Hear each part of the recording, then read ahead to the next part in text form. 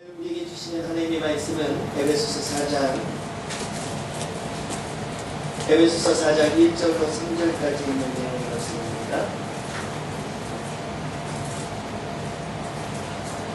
에베소서 4장 1절로 3절까지 있는 말씀입니다.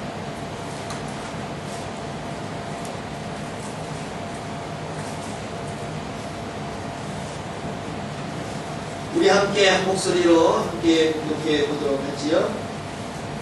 1절부터 3절까지 함께 공독합니다.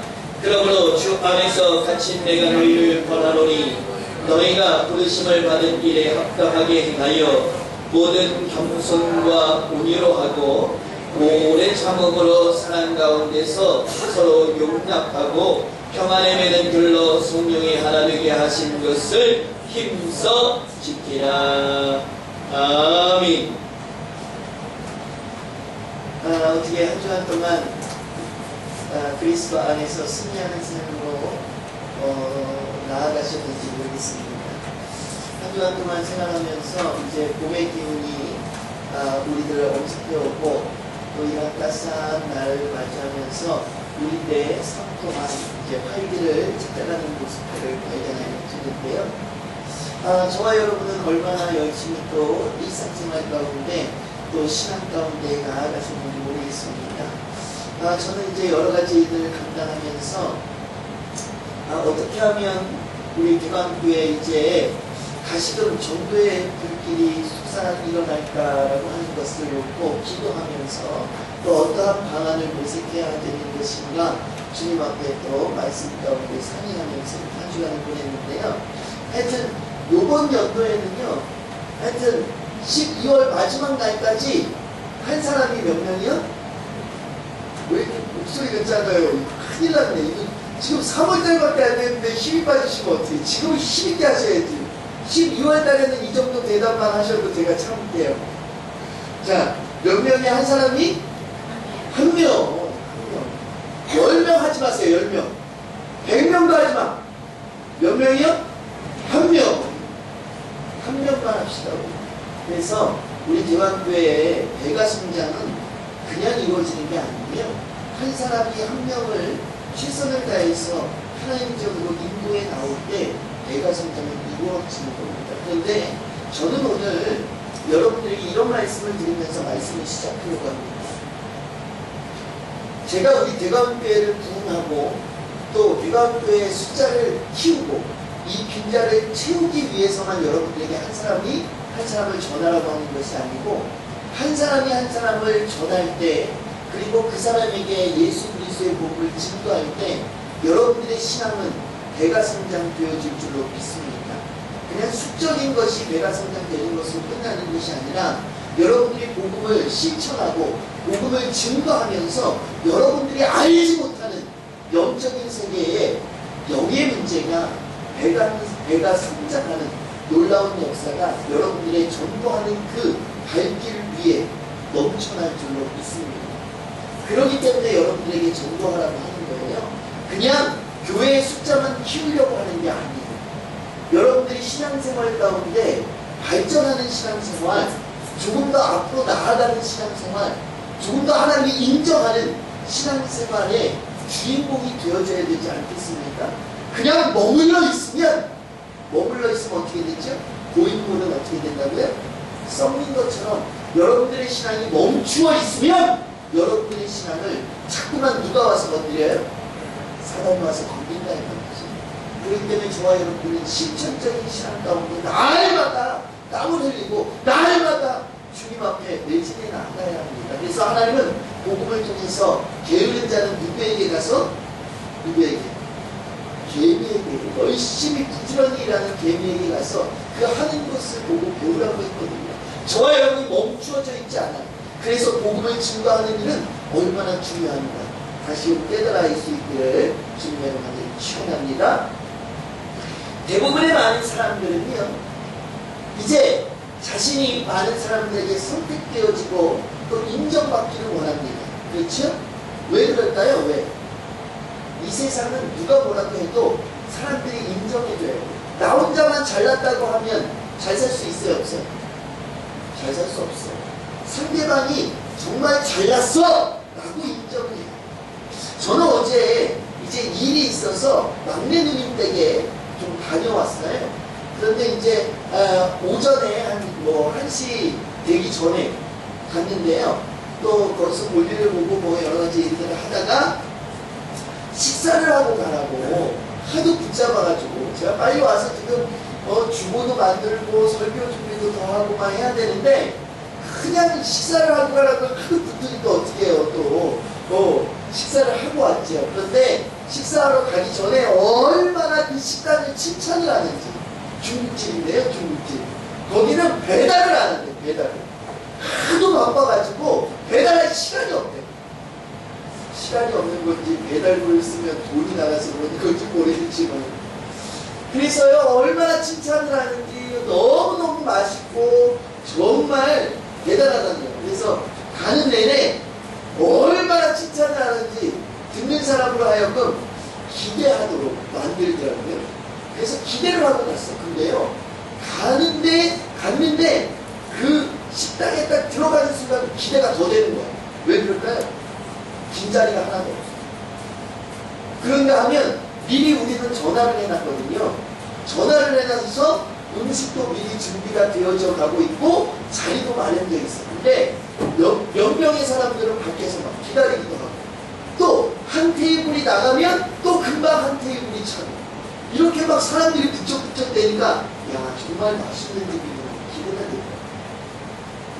근데 이제 탕수육이 나오고 자장면이 나오고 잡채밥이 나오고 음식이 나왔어요. 맛이 있었을까요? 없었을까요?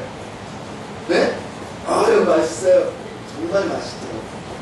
그래서 제가 먹는 내내 와 정말 맛있네 정말 맛있어요 라고 하면서 칭찬을 했어요. 그러면서 어떤 생각이 드냐면 그러니까 누구에게 선택을 받는 거예요? 손님들에게 선택을 받는 거예요. 그러니까 자리가 빈자리가 있어요 없어요? 빈자리가 없어요. 상가 건물 지하에 있는 식당인데요 누가 알고 거기로 오겠어 사실. 그렇죠? 어떻게 보면요 밖에 나와서 주마요리 이렇게 막 크게 돼 있고 막 눈에 잘 띄어야 장사가 잘 될 걸 아니에요? 근데 상가 지하에 있어요. 눈에 잘 띄지 않아. 식당도 뭐 우리 교회만큼도 안 돼. 얼마나 작은지. 그런데 사람들이 얼마나 북적북적 되는지. 왜 그러느냐? 맛이 있으니까 선택을 하는 거지. 그런데 또 세상에 이렇게 선택받는 자들만 있는 건 아니죠. 저는 의정부에서 한때 한 10년 정도 전도사로 또 이렇게 사역을 하면서 하나님의 일들을 감당했었는데요. 의정부에 가면 아주 유명한 음식이 있죠. 뭐가 있어요? 아유, 우리 성도님들도 다 아시죠? 의정부 하면 부대찌개야. 그래서 의정부에 가면요, 부대찌개 거리가 있습니다. 거리가. 아예 그곳에는 부대찌개만 있어. 부대찌개 가게만. 얼마나 많은지요. 그런데 거기 가서 보시면 어느 집이든지 다 광고를 해놨는데 어떻게 광고해놨을까요? KBS, MBC, SBS 안 나갈 데가 없어. 안 나갈 데가. 그리고 조금 전에 얘기한 것처럼 뭐라고요? 다 자기네가 원조집이래 다. 도대체 어디가 원조인지 처음 가는 사람. 저는요 거기서 한 10년 생활하고 또 우리 교회 성도들하고 몇 번 같이 가고 우리 집사님이나 장로님들이 여기가 전도사님 원조예요. 그래서 내가 알고는 있어요. 근데 처음에 이제 아는 전도사님하고 식사를 하려고 거기 갔죠. 그런데 어디가 어딘지 어디가 진짜 집인지 모르잖아요. 처음 갔으니까 어디로 가야 되나. 근데 광고가 아주 제일 화려하고 제일 깨끗하고 제일 번쩍번쩍하는 집을 골라서 들어갔어요. 들어가는데 그냥 그 사장이 어서 오시라고. 그래서 제가 물어봤죠. 정말 원조예요? 진짜 원조. 그리고 정말 텔레비에 나가셨어요. 텔레비 안 나간 텔레비가 없어요. SBS, KBS, MBC 다 나가. 그래서 정말 맛있대요. 그리고 음식이 나왔어요. 맛이 있었을까요? 없었을까요? 이제 맛이 없어요. 딱 입에 넣는 순간 야 빈수레가 뭐였어요? 요란했구나. 정말 유명한 집은요 의정부에 정말 유명한 집은 그렇게 화려하지 않아요. 제가 이제 나중에 소개를 받고 알게 됐잖아요. 정말 맛있고 정말 오래되고 정말 원주인 집을 가보니까 그런 집은요 화려하지 않더라고요. 근데 저는 어떤 집만 찾아갔어요? 음식의 맛은 생각하지 아니하고 어떤 집이 맛있을까 보는데 음식을 생각하는 게 아니라 그 집이 얼마나 깨끗한가, 얼마나 큰가, 얼마나 광고가 잘 돼 있나 이런 것들만 생각해보니까 정말 맛이 있을까? 저 집은 조미료를 넣을까 안 넣을까 뭐 이런 건 생각 안 하고 그냥 크고 깨끗하고 뭐한 집이요? 화려한 집을 찾았다는 말이죠. 그러고 들어갔더니 맛이 있었어요? 없었어요? 없었어요. 저는요 들어가면서 깨달았어야 돼요. 들어가는데 손님이 누구밖에 없어요? 누구밖에요? 저밖에 없더라고. 그때 깨달았어야 되는데 그때 못 깨달았고 주인이 맛있다고 하니까 정말 원조라고 하니까 그대로 믿은 거죠. 그리고 기대를 한 거예요. 그런데 먹어보니까 이런 우리 동네에서 먹는 부대찌개보다도 훨씬 맛이 없더라고요. 그러니까 손님이 있어요? 없어요? 없어요. 무엇을 받지 못했어요? 손님들한테? 선택을 받지 못했어요. 다시 말하면 선택을 받고 부름을 받는다고 하는 것에는 이유가 있더라 이 말이지. 오늘 제목이 뭐예요? 성경 제목이? 오늘 제가 뭐라고 이름을 붙였죠? 부르심에 합당한 자. 선택을 했을 때는 합당한 이유가 있었어요. 제가 음식점을 두 군데를 이야기하면서 여러분들에게 소개했지만 저는 이유는 한 가지였어. 음식점을 찾은 이유는 뭐예요? 맛있게 먹고 싶다는 이유 하나예요. 그런데 두 군데에서 한 곳에서는 그것을 기대하고 갔어. 두 군데가 뭐하고 갔어요? 기대를 하고 갔어. 그런데 한 군데에서는 기대에 만족을 줬어. 부응했다고 이야기할 수 있어. 그런데 한 군데는 어떻게 했어요? 기대에 미치지 못했어. 사랑하는 성도 여러분, 오늘 저와 여러분을 하나님께서는 어떻게 하셨어요? 불러주셨어. 선택해 주셨어. 무엇을? 하나님의 백성, 하나님의 자녀로 선택하고 불러주셨다 이거. 그런데 거기에는 이유가 있을까 없을까? 이유가 있어. 저와 여러분이 감당해 주기를 원해서 이러한 것들. 제가 저와 여러분이 음식점을 찾을 때 무엇을? 맛을 머릿속에 염두하듯이 하나님께서도 저와 여러분을 택할 때 이유가 있었다 이 말이에요. 그래서 저와 여러분에게 사명이라고 말하는 뭔가를 원하고 있다 이 말이지. 그냥 이 땅에서 저와 여러분을 믿는 사람 한 사람도 없어. 저와 여러분에게 하나님은 이유를 두고 부르셨다 이 말이에요. 선택해 주셨어요. 그 부르심에 합당한 하나님의 백성, 하나님의 자녀가 되어질 수 있기를 주님의 이름으로 축원합니다. 저와 여러분을 부르셨을 때 저와 여러분을 야! 정말 잘 불렀어! 라고 할 수 있다. 제가 어제 중국집에서는 뭐라고 했을까요? 네? 야, 정말 잘 왔다 라고 했을 건 아니겠어요? 정말 맛있으니까. 부대찌개 집에서는 뭐라고 했을까요? 아, 실망이야. 내가 왜 여기 들어왔어? 들어올 때 사람이 없는 걸 보고 얼른 뒤돌아서 뭐 해야 돼요? 나갔어야 돼요. 후회를 하는 거죠. 하나님도 마찬가지. 저와 여러분이 부르심에 합당한 삶을, 신앙생활을 살면 하나님, 그래, 내가 잘 선택했구나. 물론 하나님은 저와 여러분처럼 인간의 방법을 하시지 않기 때문에 이런 생각을 하지는 않으시겠죠. 그러나 제가 여러분의 이해를 돕기 위해서 이렇게 설명을 하는 겁니다. 그러나 저와 여러분이 하나님의 부르심에 합당한 삶을 살지 못하면 하나님 어떻게 해요? 땅을 치고 후회하실지 몰라요. 물론 그러진 않아요. 하나님 저와 여러분과 다르지요. 실수하는 법이 없는 분입니다. 그렇기 때문에 후회하는 법도 없지요. 그러나 제가 여러분에게 설명하기 위해서 그렇게 합니다. 사랑하는 성도님, 이왕이면 저와 여러분이 하나님의 합한 하나님의 백성, 하나님의 자녀가 되어져서 하나님이 저와 여러분을 바라보시면서 그래! 내가 잘 선택했어. 그래! 내가 너한테 기대해도 좋을 만했어. 라고 하는 칭찬의 주인공이 여기 모인 저와 여러분 모두가 되어질 수 있기를 주님의 이름으로 축원합니다. 자, 그러려면 저와 여러분이 그럴 만한 준비가 되어져 있어야 돼요. 그렇죠? 그래서 많은 사람들은 좋은 회사에 들어가기 위해서 뭘 해요? 요즘 소위 말하는 스펙이라고 하는 자신의 경험, 자신의 학력, 자신이 할 수 있는 재능들을 늘려가지요. 그래서 회사에 갈 때 저는 이만한 학교를 나왔습니다. 이만한 자격증이 있습니다. 이만한 경력도 있습니다. 나는 이러한 재능, 이러한 것들을 다 감당할 수 있습니다. 막 자신의 자랑을 늘어놓지요. 그러면 회사에서는 어떻죠? 그래, 이 사람은 반드시 할 수 있어. 무엇을 품는 거예요? 무엇을? 기대를 품는 거예요. 이 신입사원, 경력사원, 어떤 사람을 내 사람으로 뽑을 때에도 무엇을 갖고 뽑아요?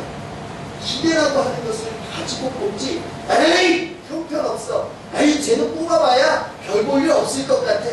그런 사람 뽑는 사람 있어요? 여러분이 사장 같으면 그런 사람 뽑겠어요? 절대 그런 사람 뽑지 않지. 기대가 될 만한 사람, 뭔가 소망이 있는 사람, 저 사람을 통해서 우리 회사가 조금이라도 뭐 할 수 있어요? 발전할 수 있을 것이라고 하는 확신이 될 때 그 사람을 선택하는 거죠. 그런데 그 사람이 기대에 부응하지 못하면 어떻게 해요? 어떻게 해요? 에이, 괜히 뽑았어. 그러면서 어떻게 해요? 잘나내어 버리죠. 오늘 저와 여러분도 어쩌면 신앙생활 제대로 하지 못하면, 하나님이 부르신 부르심에 합당한 삶을 살지 못하면 어떻게 될 수 있어요? 잘릴 수 있어요.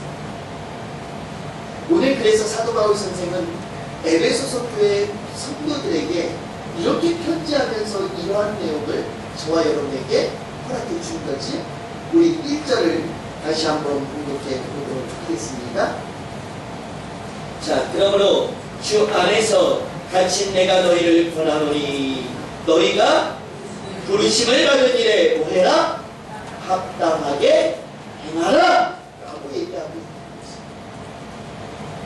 자, 그러면 사도 바울 선생은 과연 부르심에 합당한 삶이 뭐라고 권면하고 있을까? 우리 2절을 함께 공부합니다. 시작! 모든 겸손과 뭐로? 온유로. 오늘은 여기까지입니다. 모든 겸손과 무엇으로요?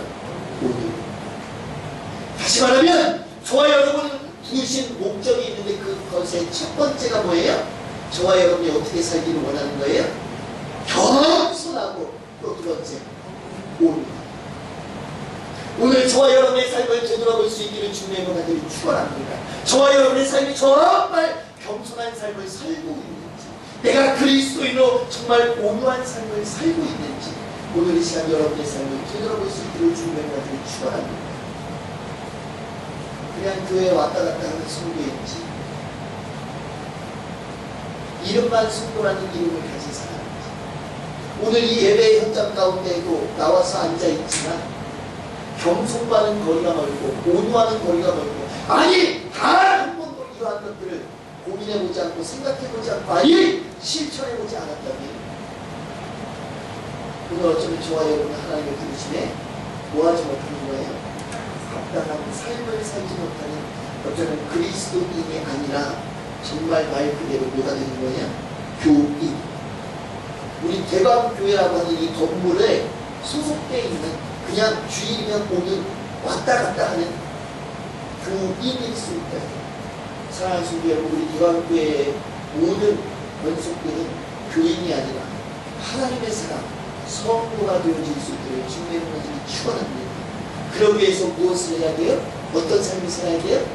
오늘 겸손과 온유의 삶을 반드시 살아 누려야 될 줄로 믿습니다.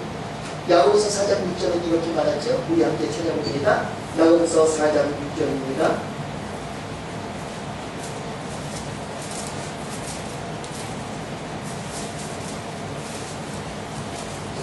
자, 야고보서 4장 6절입니다.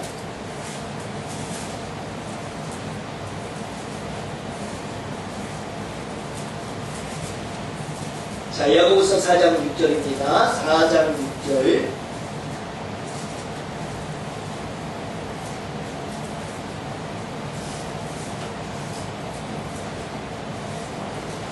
자, 우리 함께 큰 소리로 함께 공부합니다. 시작. 그러나 더욱 큰 은혜를 주시나니 그러므로 일렀으되 하나님이 교만한 자를 물리치시고 겸손한 자에게 무엇을 은혜를 주신다 하였느니라. 우리 성경 본문에 보니까 성경 야고보서는 이렇게 고백하지요. 하나님께서 큰 은혜를 주셔. 그런데 교만한 자는 뭐예요? 물리치.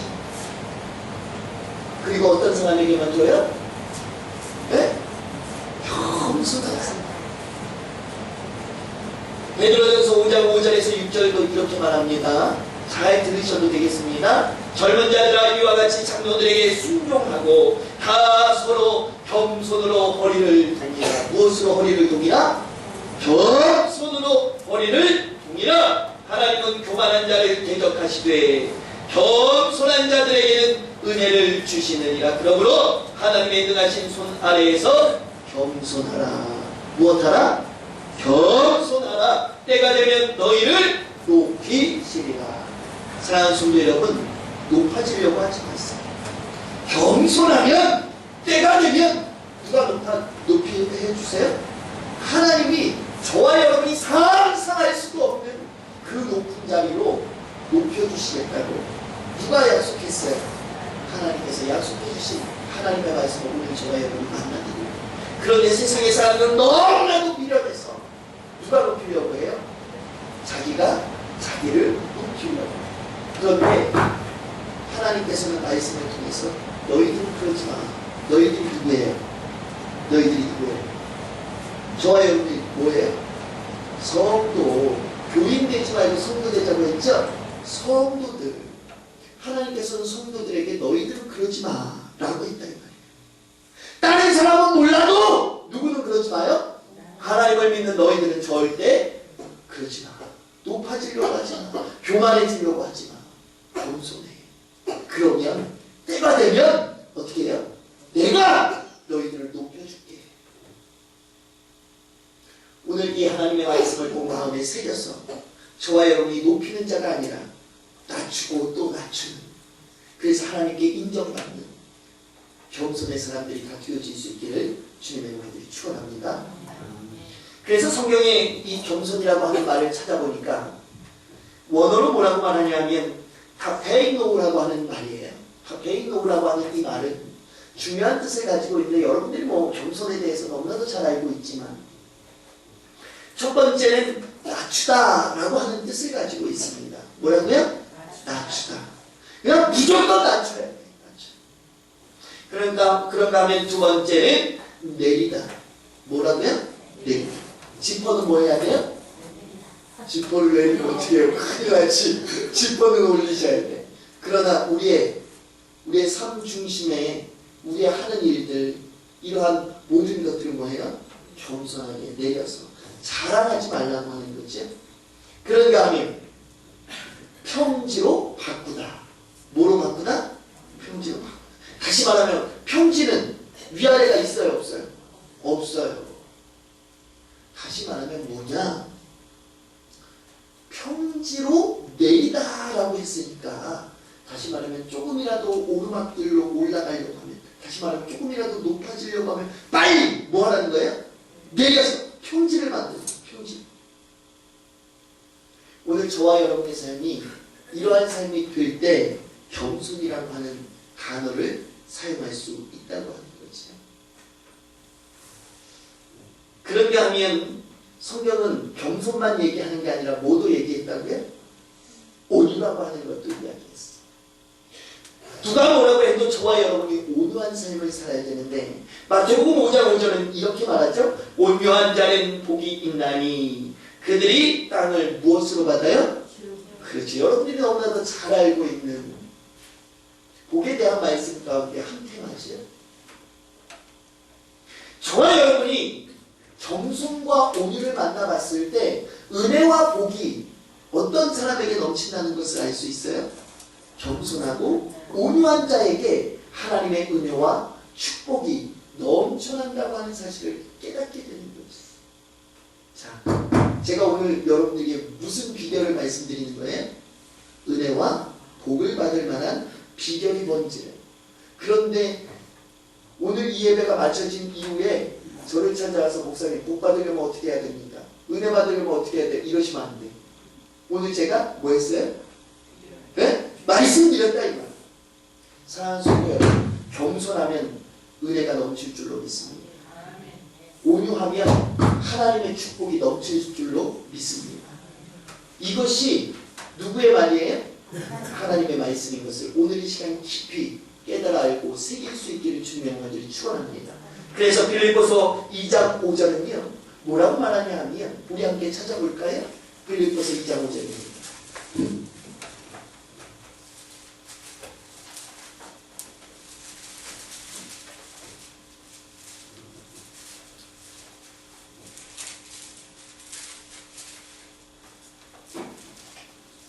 빌립보서 2장 5절입니다.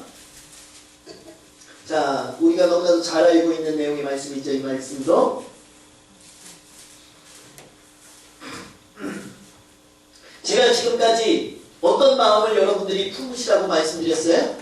겸손과 온유의 마음을 품고 신앙의 삶을 살아라 라고 말씀을 드렸다 이 말이에요. 그런데 빌립보서 2장 5절은 뭐라고 말하는지 우리 함께 공독해 봅니다. 시작! 너희 안에 이 마음을 품으라. 곧 그리스도 예수의 마음이니. 성경에서도 보니까 오늘 제가 이야기한 것처럼 이 마음을 품으래. 그런데 저는 조금 전에 무슨 마음을 품으라고 여러분들에게 계속해서 말씀을 드렸어요? 겸손과 온유. 그런데 오늘 성경에 보니까 누구의 마음을 품으라고 그래요? 예? 예수 그리스도의 마음, 예수님의 마음을 품어라! 라고 말합니다. 목사님 이거 잘못된 건 아닙니까? 목사님은 뭐라고요? 겸손과 온유의 마음을 품으라고 했는데 성경은 너무나도 명확하게 너희 안에 이 마음을 품으라. 곧 누구의 마음이요? 그리스도 예수의 마음. 그래서 제가 준비했죠? 자, 마태복음 11장 25절을 함께 찾아봅니다.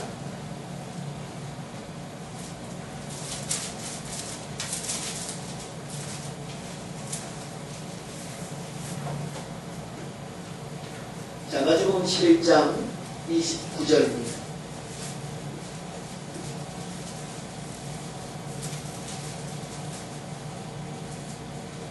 우리 함께 한 목소리로 공독합니다. 자, 11장 29절 다 찾으셨죠? 자, 마태복음입니다. 마태복음. 자, 함께 공독합니다. 시작! 나는 마음이 온유하고 뭐해요? 겸손하니 나의 멍에를 메고 내게 배우라. 그리하면 너희 마음이 무엇을 얻을까요? 쉼을 얻을. 여기에서 나는 누구죠? 나는 예수님. 예수님이 지금 얘기하는 거야. 예수님이 뭐라고 말하고 있어요? 예수님이 나는이 누구라고? 예수님. 예수님이 자신의 마음이 어떻다고 고백하고 있어요? 온유하고 겸손. 사랑하는 성도 여러분, 저와 여러분은 누구를 믿는 자들이지? 누가 뭐라고 해도 이것은 변함이 없어야 될 줄로 믿습니다. 저와 여러분 예수 그리스도를 믿는 사람입니다. 예수 그리스도로 말미암아 구원을 이룰 수밖에 없는 하나님의 백성, 하나님의 자녀, 성도라고. 그런데 예수님을 믿는 사람은 누구를 닮아야 해요? 예수님을 닮아야 해요. 그래서 예수님은 뭐라고요? 저와 여러분이 예수님의 마음을 품기를 원해요. 그런데 예수님은 오늘 마태복음 11장 29절을 통해서 자신의 마음이 어떤 마음이다라고 고백하고 있어요? 겸손과 온유의 마음, 온유와 겸손의 마음인 것을 오늘 고백하고 있다. 다시 말하면 저와 여러분이 앞에서 말씀드린 것과 같이, 제가 여러분에게 말씀드린 바와 같이 온유와 겸손의 마음을 품는 것, 이것은 신앙인에게 없어서는 안 되는 것. 무엇보다도 누구의 마음을 품는 것? 예수 그리스도의 마음을 품는 것이라고 하는 사실을 꼭 마음에 새길 수 있기를 주님의 이름으로 축원합니다. 2014년도에 저와 여러분이 뭐가 넘쳐야 돼요? 은혜와 축복이. 왜 축복받기 싫으세요? 은혜와 축복이 넘쳐야죠. 그러려면 성경은 오늘 뭐라고 말하고 있어요? 저와 여러분에게? 네? 겸손. 그리고 또 온유가. 그러면 너희들은 뭐가 넘쳐요? 은혜와 축복이. 겸손과 온유만 있으면 은혜와 축복을 넘치. 이런 말들을 하지요. 사람은 뭐에 지배를 받는다고 그래요? 네? 안 들어보셨어요? 그런 말? 사람들이 그러잖아요. 사람은 어쩔 수 없이 환경에 지배를 받는다. 이런 말이 있어요. 그래서 환경이 안 좋은 곳에서 자라는 아이들 좋아해요? 싫어해요? 좋아하지 않아요. 그래서 학교에서 무슨 일이 벌어졌어? 나쁜 일, 뭐가 없어졌어? 그럼 누구부터 의심해요? 야! 쟤가 고아원에서 자라잖아. 야! 쟤네 엄마 아빠가 아이고 형편없어. 야! 쟤는 아빠 혼자서 키우는데 아빠가 맨날 술만 먹어. 사람들의 인식이 어때요? 사람들의 인식이. 그래서 사람들은 뭐라고 말한다고요? 사람은 누구가 환경의 지배를 받을 수밖에 없어! 라고 얘기를 한다니까. 그래서 제가 한 이야기를 준비했는데, 한 술주정뱅이 아버지가 있어요. 그런데 술주정뱅이 아버지에게 아들 둘이 있어요. 둘이 있어요? 둘이 있다고요? 둘이 있는데 한 명은 나중에 커서 열심히 일을 하는데 무엇을 입에 되지 않나요? 그런가 하면 한 명은 어떻게 했을까요? 네? 한 명은 술을 얼마나 잘 먹는지. 이 사람 둘에게 질문을 합니다. 당신은 어떻게 이런 삶을 살게 되었습니까? 두 사람 모두 동일한 대답을 합니다. 어떤 대답을 했을까요? 그 아버지의 그 아들이죠. 왜?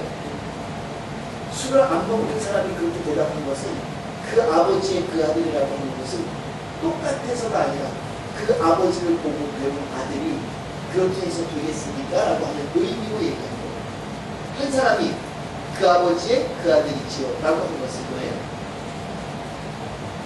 그 아버지가 그렇게 나에게 가르쳤는데 내가 그렇게 할 수밖에 없지 않습니다. 다시 말하면 똑같은 환경이었어요. 그런데 두 사람의 모습은 완전히 달랐어요. 왜 그랬을까요? 왜 그랬을까요? 그 순간에 무엇이 달랐어요? 성질이 달랐어요.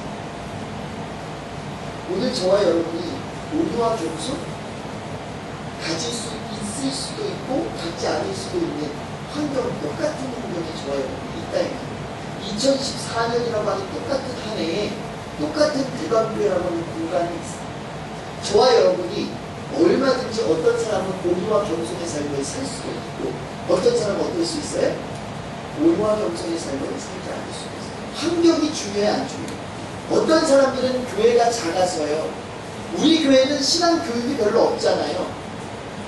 우리 교회는 우리 교회는 우리 가정은 우리 가정 우리 부모는 내 자녀는 내 형제 핑계만 대고 사랑하는 성도 여러분, 환경의 지배를 받습니다.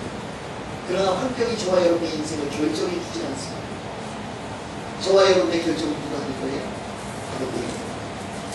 사랑하는 성도 여러분, 할 수 없다 말하지 마시고 2014년도에 최선을 다해서 겸손과 온유의 삶을 살아가는 저와 여러분이 반드시 되어질 수 있기를 주님의 은혜를 축원합니다. 기도하겠습니다. 만복의 근원이 되시며 만왕의 왕이 되시는 우리 주 하나님 감사합니다.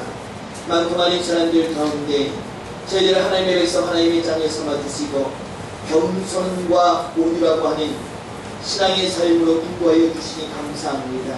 하나님께서는 저희들을 부르심의 목적을 사도 바울의 입술을 통하여서 겸손과 온유의 삶을 살도록 하기 위함이라고 하는 사실을 하나님의 말씀을 통해서 오늘 이 시간 깨달아 알 수 있도록 허락해 주셨습니다. 하나님, 여기 모인 주 가운데 모든 권속들 온유함과 겸손한 내 삶을 잃어버리지 않도록 주님 인도하여 주시옵소서. 더 낮추고 더 내리고 더 겸손해질 수 있도록 주님 인도하여 주시기를 원합니다. 그래야여서 온전히 하나님께 인정받고 이 땅에서 아무리 낮출지라도 하나님께서는 때가 되면 가장 높은 자리로 인도해 주실 것, 그것을 꼭 믿고 바라며 그것을 향하여 나아갈 수 있는 저희들이 되어질 수 있도록 주님 축복하여 주시옵소서. 또 한 주간의 삶을 살아야 되겠습니다. 이 한 주간의 삶도 주님 기억하여 주시고 축복하여 주셔서 반드시 이러한 삶의 주인공이 여기의 모든 권속들, 특별히 우리 대광교의 모든 권속들 되어질 수 있도록 인도하여 주시옵소서. 모든 것 주님께 의탁하고 예수 그리스도의 이름으로 감사하며 기도를 쌓옵나이다. 아멘.